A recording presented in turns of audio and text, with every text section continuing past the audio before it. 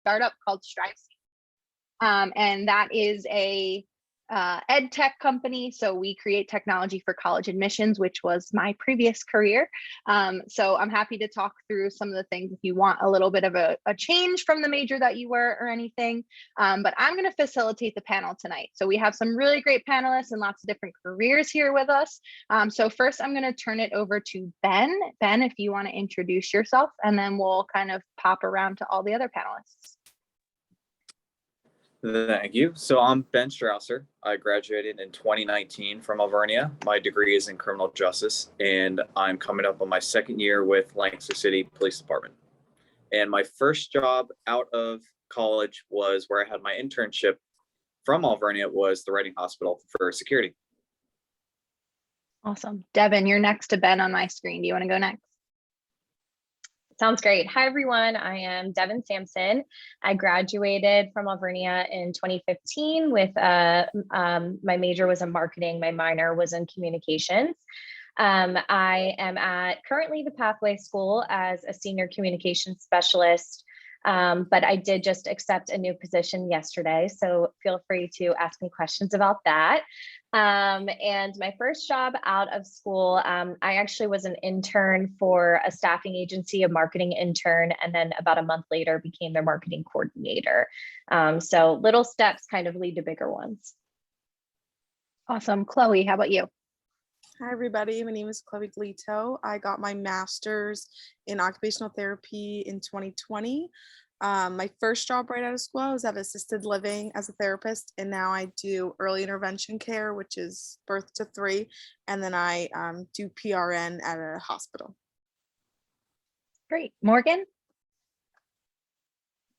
Hi, I am Morgan Petry. I graduated with my Bachelor's of Science in Nursing in 2019. I'm currently a registered nurse with the U.S. Navy. That was my first job out of college. So that's what I do now. Awesome. And last but not least, Kyle. Save the best for last. Hi, everyone. My name is Kyle Farrell. I graduated in 2017 with a bachelor's in accounting and a minor in economics. Loved Alvernia so much, I decided to stay 2 more years and got my master's in business administration.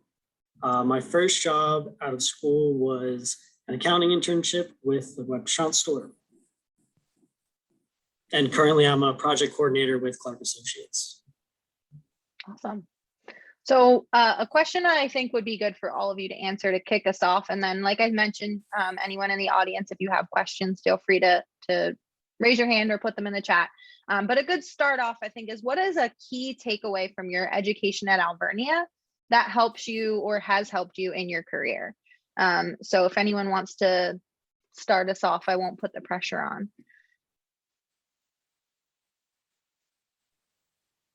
I will if I have to.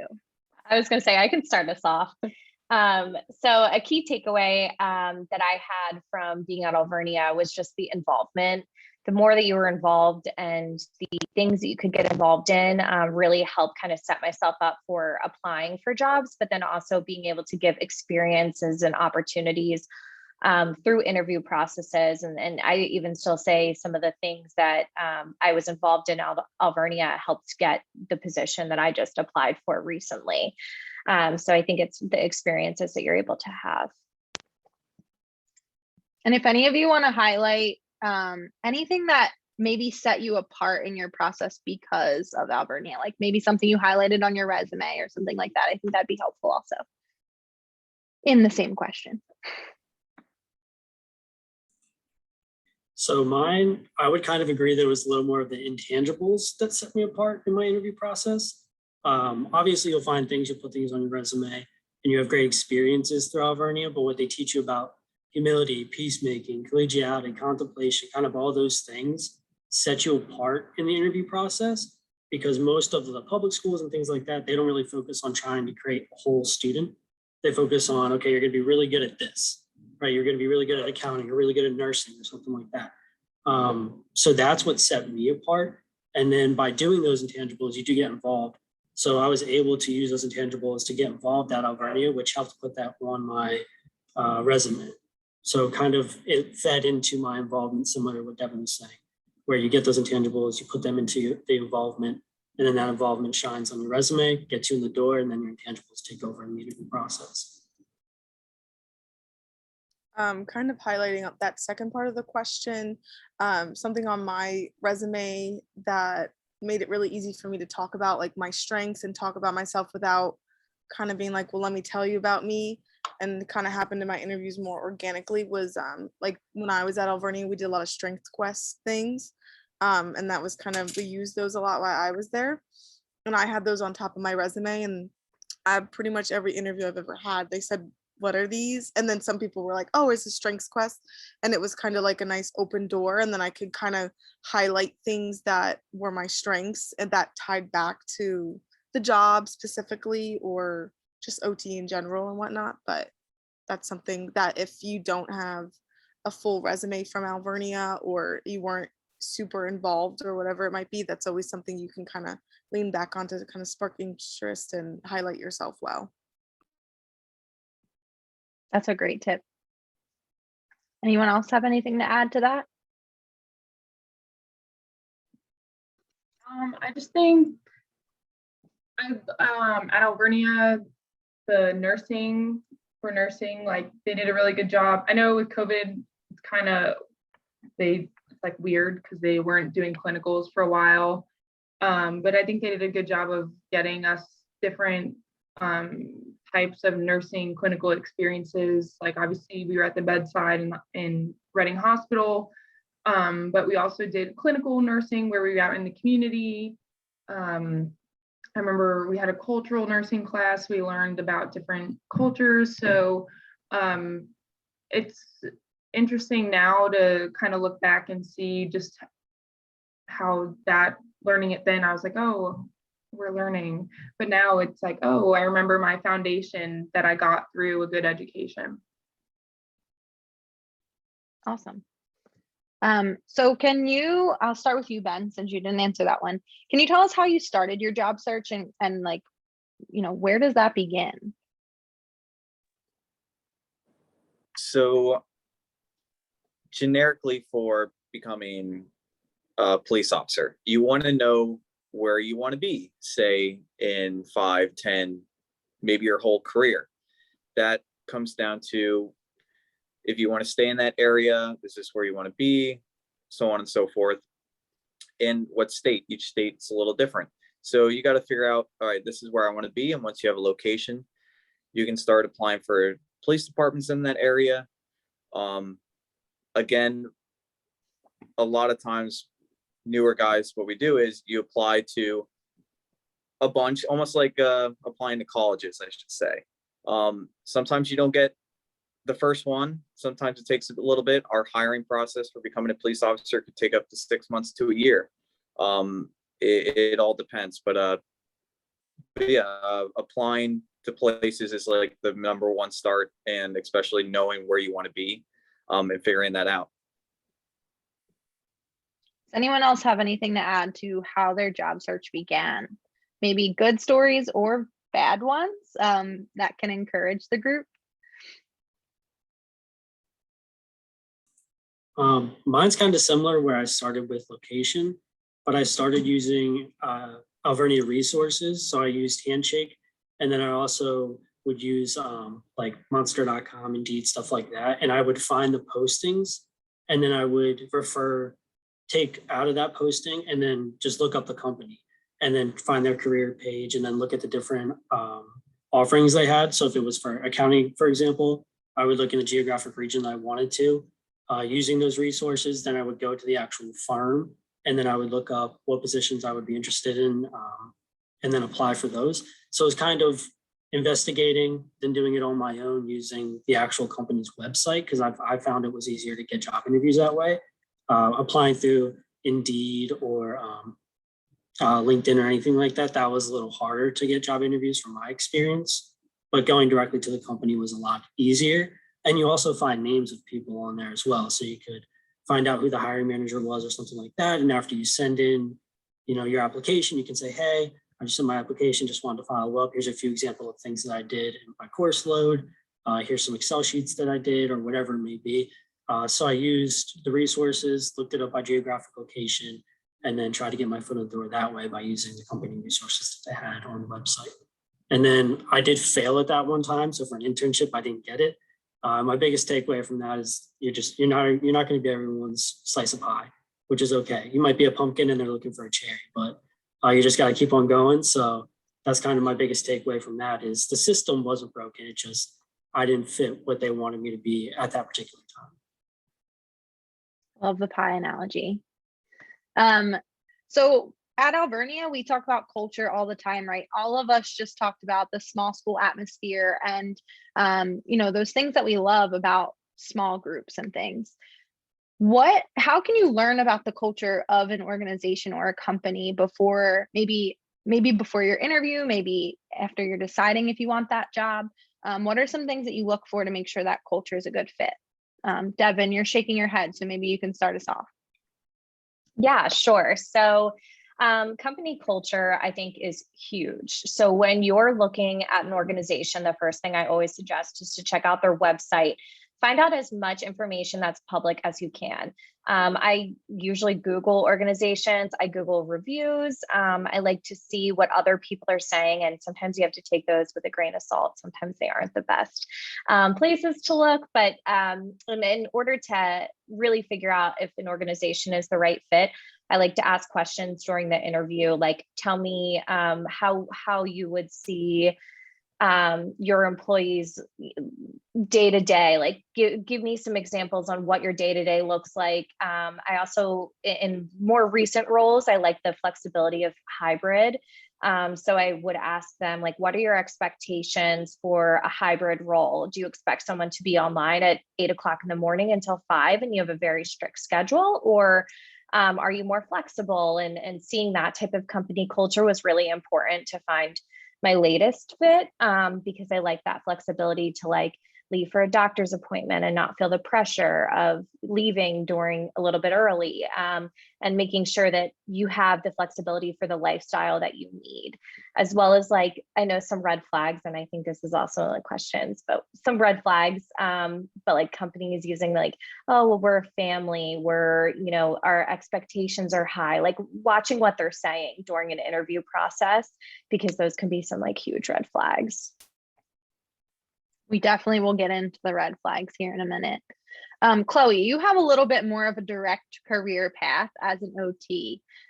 What are things that you looked for in culture when you were looking for your job? So I did a handful of interviews, and a little bit during COVID was hard, and I couldn't get into the facility. There was all via Zoom, but before I ever accepted a job or kind of moved forward, I always asked to see the facility, to walk around, get a tour.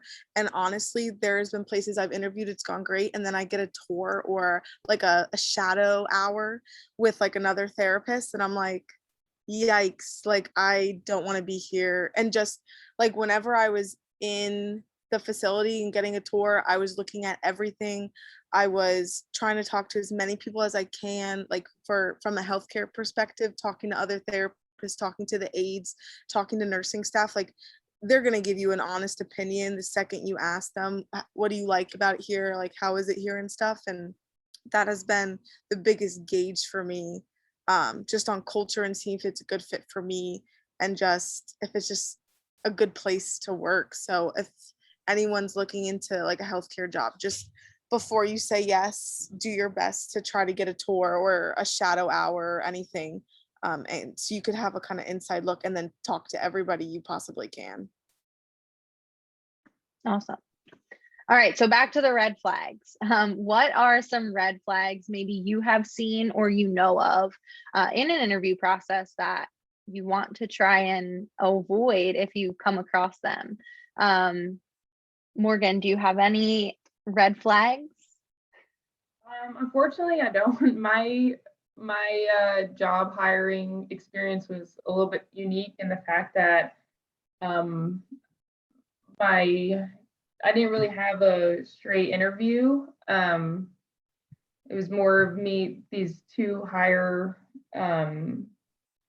officers that have been in the Navy for a decent amount of time. Just, I had to talk to them, but it was more of a conversation and more of a not so, like I said, not so much interview, but like a conversation. And then based on that, how that went, they put in a recommendation letter on whether I should be accepted or not. I do work a PRN job though, but that interview went well and I didn't really have any red flags there. So I'm not very good for this question. Not having red flags is definitely a good problem. So does anyone have any red flags that they've seen in an interview process? I don't know if I can, I'll chime in. Yeah, come on in. I guess this would go for any job.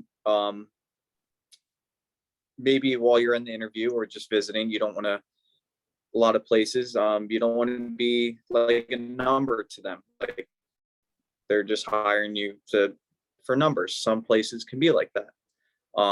So with any job, feel like you're just a number or you're kind of maybe they're not answering questions that you ask in an interview, or not giving you like with some red flags there as well. Some red flags that I've kind of seen are like if they don't want to give you a tour, or like Ben said, like they don't answer very specific questions, or red flags for me are like if they have a super high productivity rate, and just kind of like unrealistic goals, or if there's a big revolving door. I just had an interview and she was nervous because they just lost 4 OTs within the past 6 months. So that's kind of a red flag if there's just a revolving door of therapists. If you, like in my experience, if your gut says, I think something's fishy here, or you walk into a facility and you're like, I don't know if I would be okay here, or like, I don't think I would keep my license if the state walked in here, then just back off. There'll be another job, and trust your gut. That's my biggest life lesson, is just trust your gut. Definitely.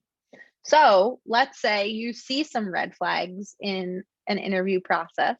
How do you turn down a job that's offered to you in a way that's professional? I've done this. I've just Googled how to turn down a job and copy pasted. And I've shamelessly ghosted people before, and I guess they don't care, but the ones that I've emailed and kind of said, oh, I had another position, I don't know if it's a great fit. Like one job I turned down, they were like, honestly, thank you so much for just being honest with us and saying it wasn't a good fit. It just wasn't a good fit for what they needed and what I think I could have provided and what I needed for support. And they were like, well, thanks for letting us know. We appreciate it, because the worst thing is starting a job and then after a week you have to leave, or coming home and crying every day because it's a terrible fit and it's not what you need. And then you're not going to be doing your best work. So that's what I've done. I just Googled it and copy pasted. I agree with what Chloe's saying about, you kind of humbly say it's not the best situation for me. And if it is something with a company that was a red flag, you can mention it. And just like Chloe said, they'll be accepting of that. You think about exit interviews, you're telling them why you're leaving. It's the same thing as when you're not coming in. You can be honest and just say, I appreciate the opportunity. It wasn't the right fit for me. I'm looking for something with XYZ. And then they'll realize they don't have XYZ. You're not being rude. You're not being inconsiderate. You're telling the truth. You're being honest. You're still representing yourself well. And obviously the institution you came from, because it's on your, resume. So they're going to know you came from Alvernia. So you just humbly say it's not the right fit for you. Maybe give a few reasons why if you want to help the company out. And then, you can let them know if anything comes up in the future and you think it's the right fit for me, feel free to reach out. Kind of leave that door open if you feel like it's a company that could turn it around. But if not, that's totally your decision. But I think just humbly saying it's not the right position for you, giving some key points as to why, and then leaving the door open if you want to, that's the best way that I've handled it personally. Awesome. That's a great piece of advice. Jump in on that, Okay. Kyle. Oh, yeah, go for it. I would recommend, depending how you leave, most people remember the last things usually you said or that interaction with that person.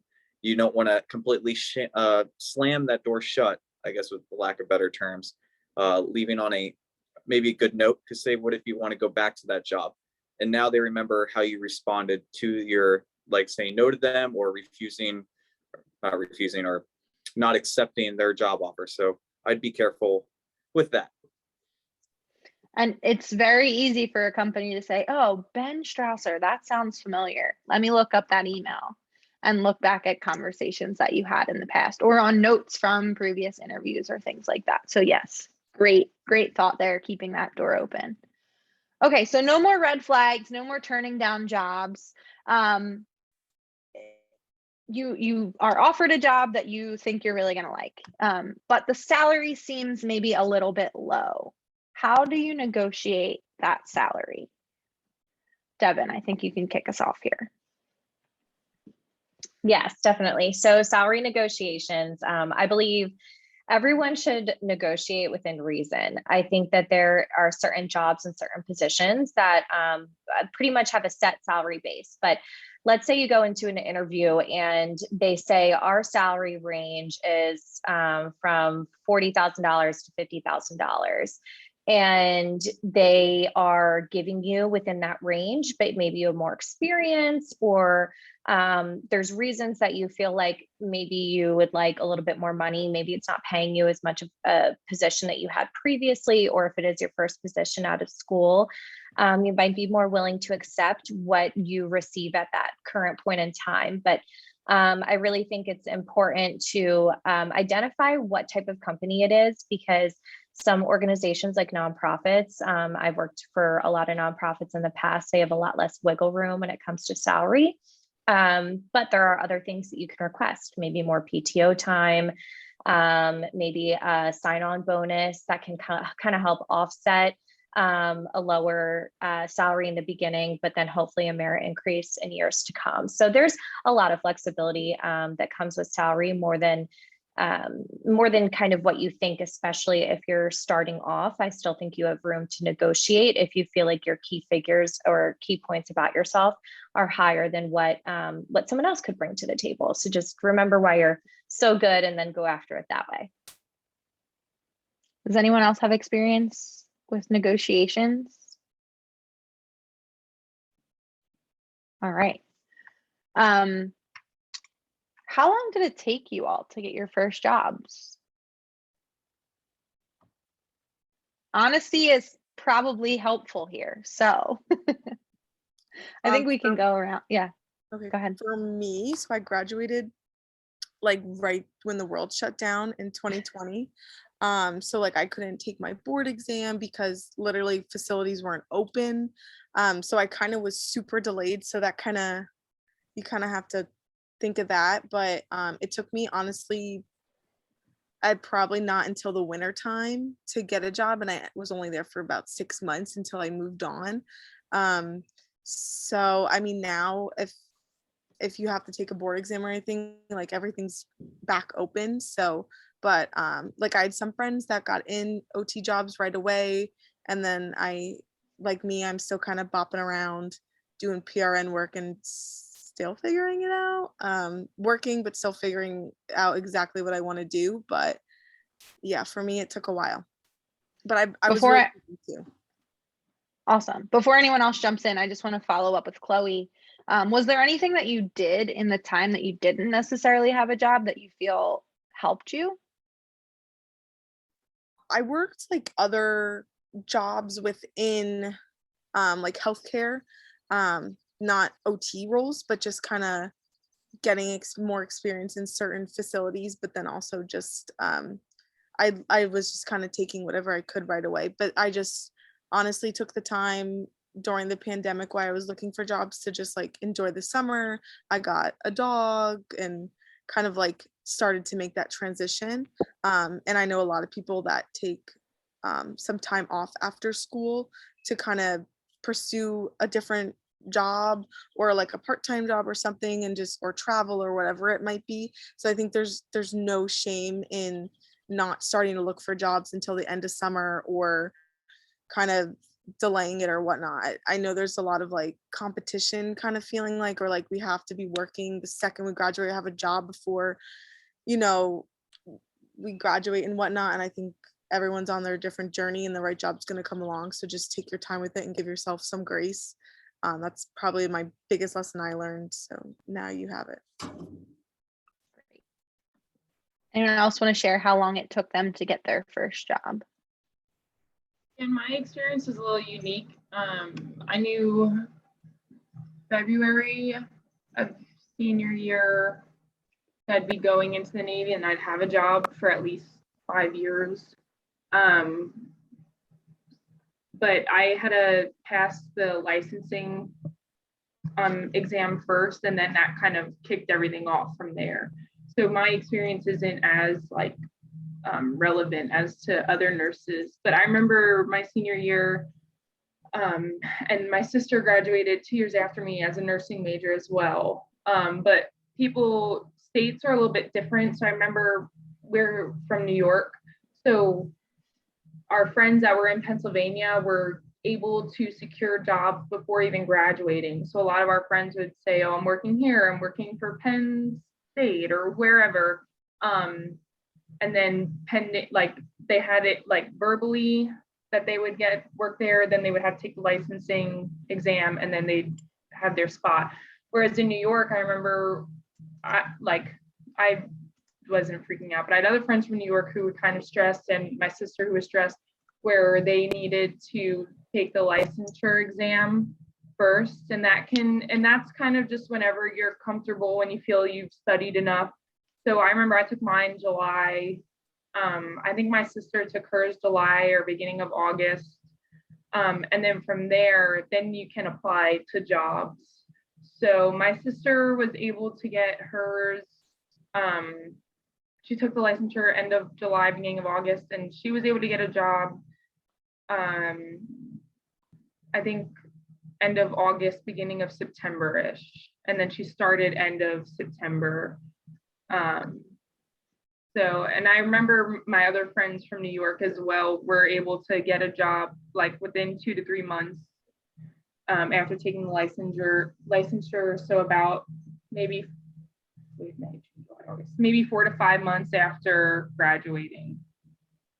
So that's how it was from a nursing perspective. I'm so sorry, my cat is just like loving the screen time. We love furry friends on the screen. Chloe and Morgan have both brought up good points about kind of finding jobs post-COVID, right? You know, what differences are we seeing now? And that's certainly what many of the people on this call are going to experience.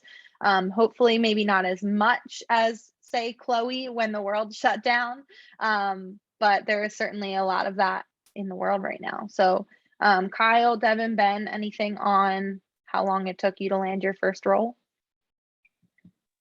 So I don't know if anybody else was cutting in.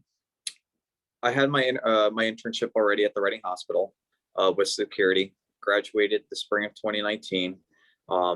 I started, I think it was the second day after I moved out of our townhouse. After graduate, like I think 2 days after graduation ceremony, I was already starting on night shift full time with them. But at the same time, I knew I wanted to be a police officer. This was just kind of like a placeholder in a sense, but I was still applying to places.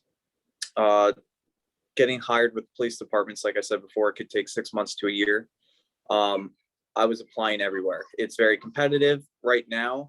The recent years, a lot of places are hiring, so there's a big hiring boom.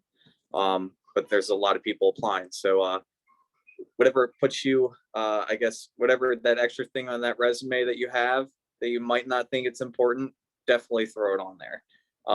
That helps in oral exams that they do, or the interviews, as well as like background checks and everything. I did not get hired by my department that I'm with now until August of 2020. I was lucky enough that they had an open slot left, as well as I decided to pay my way through the police academy, which is on Alvernia's campus through Reading. I paid my own way, getting my Act 120 where I can go anywhere in PA, and it also helps you in the hiring process. At that point in time, I didn't know that I was going to get hired. I was just going in there thinking, okay, this is going to help me get hired.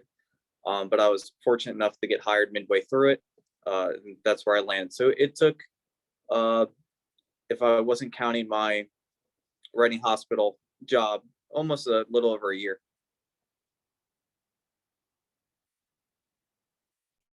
Kyle or Deven? Go ahead, Devin. I'm sorry. Called you both out at the same time. Yes, you did. So I found the organization that I worked in after being at Alvernia, actually through an Alvernia networking event that I did. Someone who attended the networking event, I had met him, and at that point in time, they were not looking for anyone, but he remembered my information. And about 3 months after I graduated, he had contacted me for an internship position, which was not ideal. I really wanted to go straight into a job position, but there was a lot of potential because they were a staffing agency that I would either find a position with their staffing agency or potentially working with some people that they had there. So I just took it and ended up deciding to stick with them for about a year until I moved into another position. But yeah, I mean, I think if you're just open to the opportunities that jobs can provide, there's a lot of possibilities of things that you can go into, and just gaining like any type of experience, whether it be volunteer or internship, or like it doesn't have to be a big job right after college. Kyle, now you were going to jump in before, I think. Yeah, so I think mine was kind of interesting. So I guess on paper, I graduated in 17, so it was 2+ years before I got my first like big boy job, I guess you could say. And that kind of I was able to apply early on before I graduated with my MBA, because I could start kind of putting my resume out there in January and February to get a spot in May. So really it was January to April where I was actually job hunting and I was able to find something.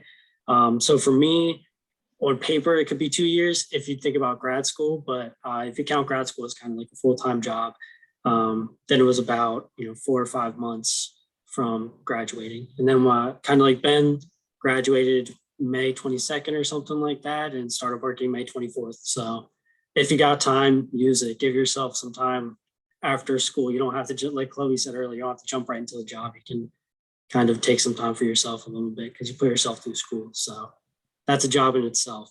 So take your time. Do your own So I thing. think if there's a lesson from all 5 of our panelists right now, it's don't be discouraged if something isn't on your plate right now. You can definitely get the job that you're looking for if you take your time, take other opportunities in the meantime. So yeah. So one question that we got, and honestly, I'm not positive if any of you have experience with this. How do you change jobs if you don't have experience in a field for a job that you're applying for? So maybe if it's something outside of your major, or maybe you're changing fields from what you're working in now. Deven, maybe a little bit of that. Any experience there and advice on that question? And if not, I can jump in a little bit here too. So yeah, I was going to say Erin might have a lot of good insight on that. Go ahead, Kyle. So mine's not exactly like, it's still business, but I got my degree in accounting and I've never done anything accounting wise since I've graduated. So I started as a very low level kind of salesperson, and now I'm in more of a logistics management role, you could say. So it's kind of 2 different things, where sales are kind of trying to push a product, you're trying to find the best deals, find the best customers. Now in coordination, I'm more trying to pay attention to what's going on in the world, so supply chain issues, managing people, so making sure projects are on track and things like that.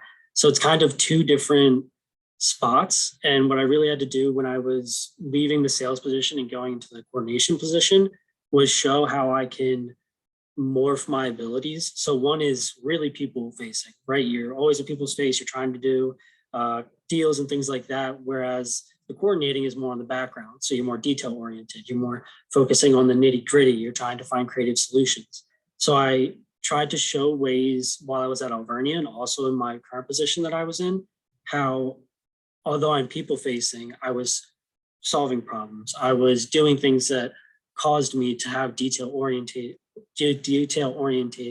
aspects of my job. So it was really highlighting the things they were looking at by showing what I've done in the past and then combining those two and showing that just because I'm this one thing, it doesn't necessarily mean that's what I'm going to be forever. I can grow, I can evolve, and I can do these things as well.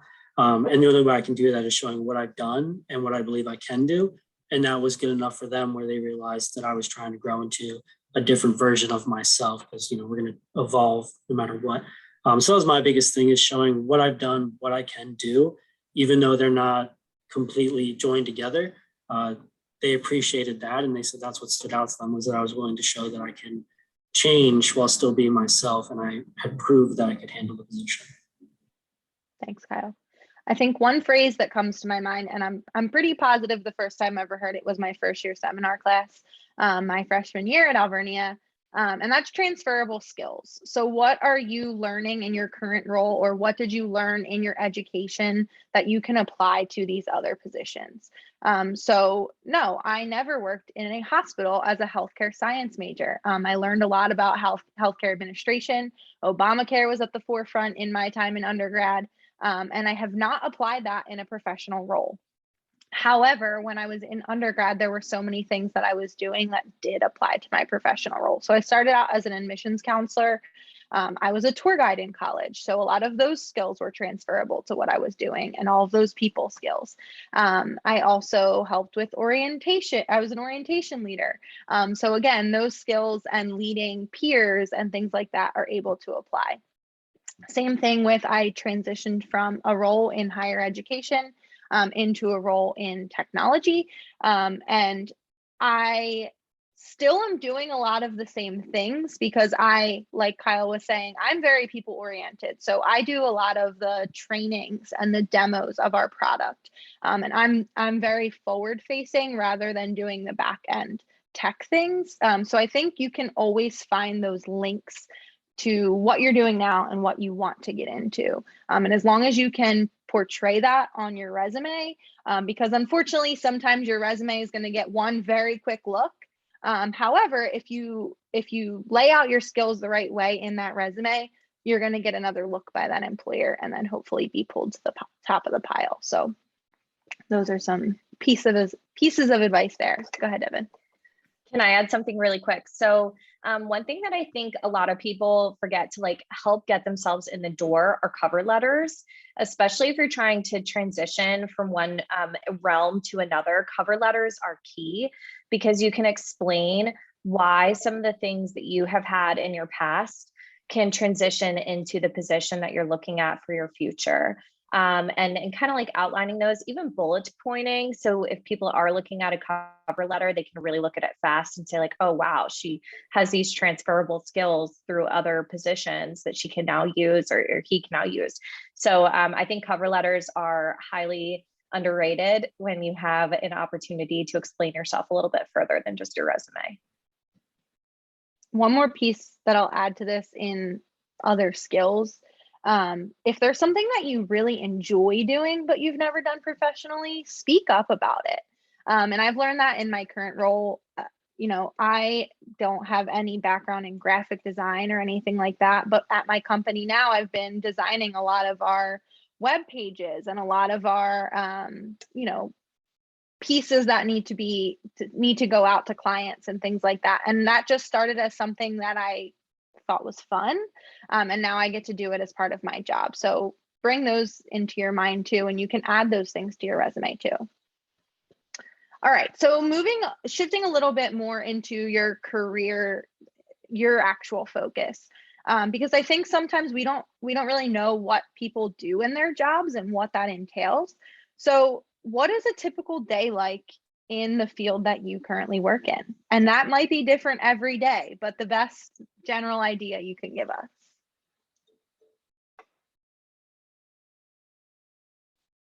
Who wants to start? I mean, mine's pretty simple. It's problem solving.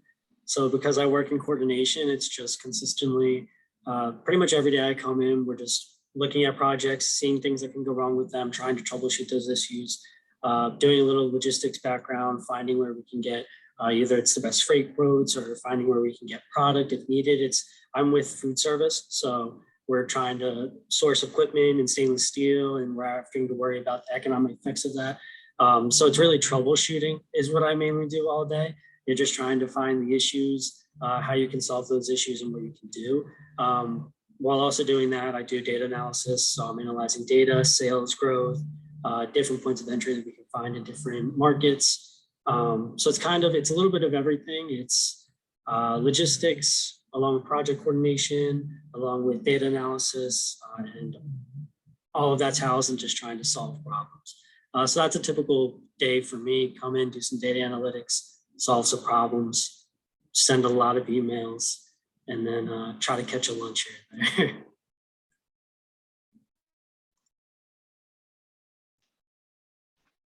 there. Deven? Yeah, so my day-to-day deals a lot with social media, as well as different communications pieces, and working with all the different types of offices that are within the school. So I could be working with education one moment, and then I could be transitioning to working directly with the president on a communications piece, to HR. So it varies. And those communications pieces, I design fully graphic design, as well as like picture taking and pretty much anything that deals with developing a piece of content and posting stuff on social media, and a lot of communication, like Kyle said. So we have similar roles. He's doing like project management based. I'm doing more of the projects and content based. So I'm trying to think if there's anything else. Oh, and event management. I help too with events and planning the events that the school does. I will lead for the next 3 with knowing I know your days are all very different every single day. But if you can give us some kind of idea, Ben, I'll put you on the spot first. As I was sitting here, I was trying to think of a way to simplicize it. I guess the best way to describe it is you as the person or officer every day. Yes, it's different. Almost like a math problem. You kind of know the solution. You kind of know ways to work the problem, but every problem's different. Put in that simple terms. One day you could be helping someone with their car that's broken down to doing CPR on someone, or holding pressure on a gunshot wound victim. Like there's so many, your day can go from 0 to 100 just like that, or it could be really relaxed and you sit in a parking lot for maybe a couple hours doing reports and paperwork. But every day is different, and I would say it's lots of fun. I don't know, without going too much further in a bunch of details. Morgan, how about you? I think that's a pretty good way to put it. Like you said, some days you're in and you just have stable patients and you're waiting for a bed to transfer them somewhere, and some days someone needs a breathing tube and it's like, all right, let's do it. But I think the nice part about nursing, which is kind of cool, is right now I work in a ICU. So I'm working 12-hour days. But my PRN job is at an outpatient infusion clinic. So it's open 7 days a week, but it's 8 hours, and these patients are very stable. They walk in, walk out. If you need daily antibiotics that you can't take by mouth, but you're not sick enough to be in a hospital, or cancer patients that don't need to be admitted for chemo, or just people that need blood transfusions, they come in and we give them what they need. So it's kind of nice. With nursing and healthcare in general, you can have a lot of flexibility as to what kind of role you want to play. Maybe bedside nursing isn't for you. You can go into administrative work where you're a nurse educator and your job is to you work 8 hours Monday to Friday, and you're finding different protocol or what's most up-to-date practice, stuff like that. So I don't, like I said, I work bedside 12-hour shifts, but that's the nice part about nursing, that you can kind of, there's a little bit of flexibility and you can kind of find what your niche is. Chloe, how about you? Last but not least. So when I'm doing earlier intervention, I get up, I send out reminders to all my parents. So I go into their homes and see the babies. And I do a lot of like sensory feeding, speech. Most days I feel like a speech therapist, behavioral stuff. And then like during the day, because I basically work out of my car, I'm calling other therapists, my social workers are texting and calling me, parents, if they're having a crisis, they'll call and whatnot. And then because I PRN at a hospital, some days after my kids, I'll go to the hospital. Sometimes I don't, kind of depends on the week. But when I'm there, I do all the evaluations and I basically say where they're going after the hospital. If they're going to acute level rehab, they can go home, kind of what's the plan. And on the weekends, I am the lead OT therapist and I manage our joint program. So I kind of do that all day and I just kind of run around the hospital like a chicken without her head and just kind of run around. But because I do contract work and PRN work, I get to make my own schedule, which is really nice. So like I just went to Florida with my mother-in-law, like on a whim, and I just kind of said, I can't work this week. So that's a perk of being PRN in healthcare. And but I have to manage my caseload and my hours and everything. But most of the day I'm in my car, just driving around and yeah. Great. So what is something that you wish you knew or wish someone told you before getting a job in your field specifically? I'll start it off. I wish that, I don't know. I wish that someone had told me that it's not always going to be an easy day or a good day. You know, you think of nurses, you think of helping, and I don't know if in a nursing school you're so focused on learning and seeing all the good things that sometimes it's like, oh wait, there's an ugly side of things as well.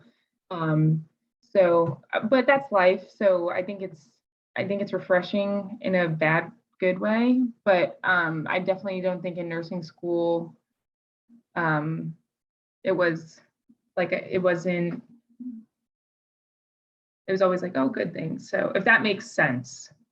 Yeah, for sure. There's kind of two things for me personally. One is, and this is going to sound, it's not to be a Debbie Downer, but like the world kind of lacks empathy. So if you're able to kind of go out there and take the core values that you've learned, you're going to set yourself apart so easily, because there are just so many people that really just don't care about other people, which is unfortunate. And there's definitely people that do. But one thing that kind of sets, I think, all of us apart, as you can see on the panel, and then also fellow Alvernia graduates, is that we actually do care. Like we care about people. We have that built in us and ingrained in us. And that seems like it's missing a lot in the world. So when you're able to kind of let that shine through and show it, it makes a world of difference, whether it's in the interview process, whether it's rejecting a job offer, whether it's when you're actually in your job and you're handling a situation, just being able to be empathetic and lean on your core values that you've taken away from Alvernia is going to help you so much.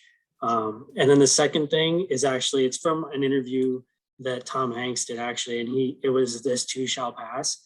Whatever bad thing is happening, it will pass. Like at the end of the day, it's going to feel like the end of the world. You might be like, oh, I'm going to lose my job, but no, you'll be fine. It'll pass. People make mistakes. Everything will be okay.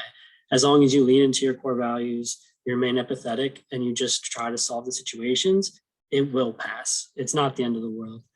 So that's kind of something I wish someone told me, is that like, yes, you're going to make mistakes. It'll pass.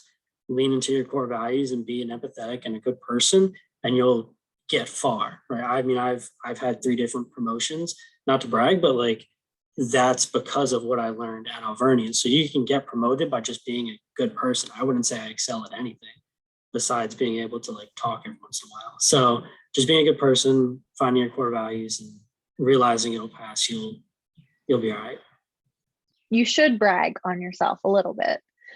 Just a warning, we have about 5 minutes left. We'll finish out this question and then we'll close out with some final advice. But anyone else want to give advice or anything you wish you knew before you started in your career?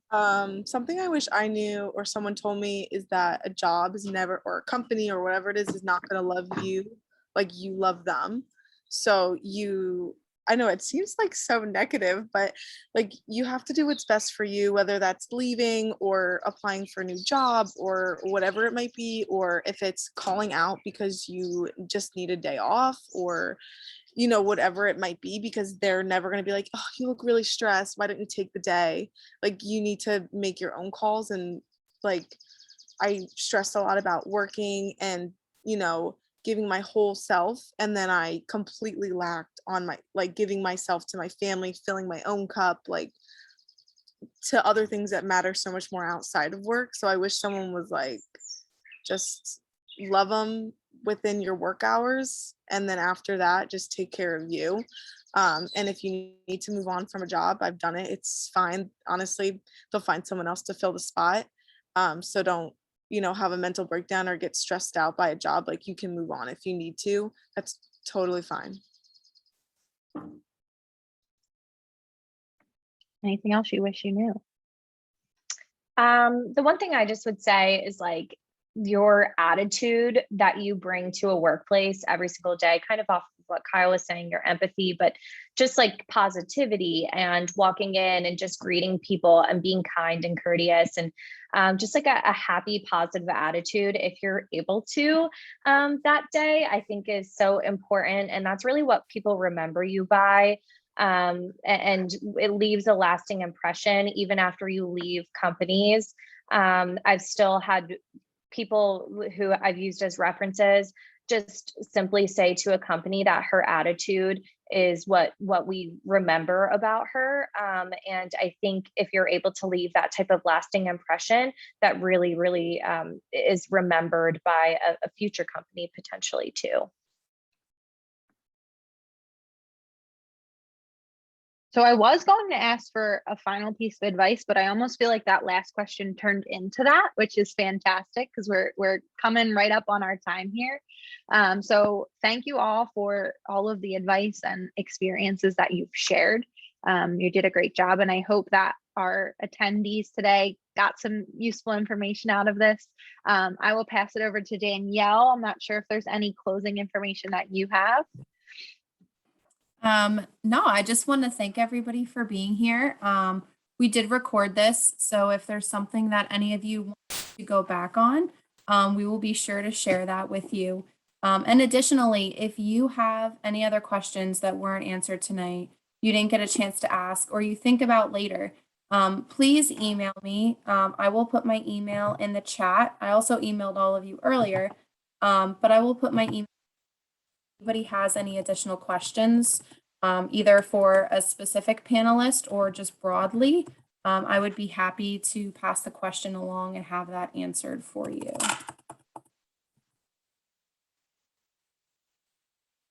Great. Well, thank you guys for joining us. I hope you have a wonderful evening. Thanks, everyone.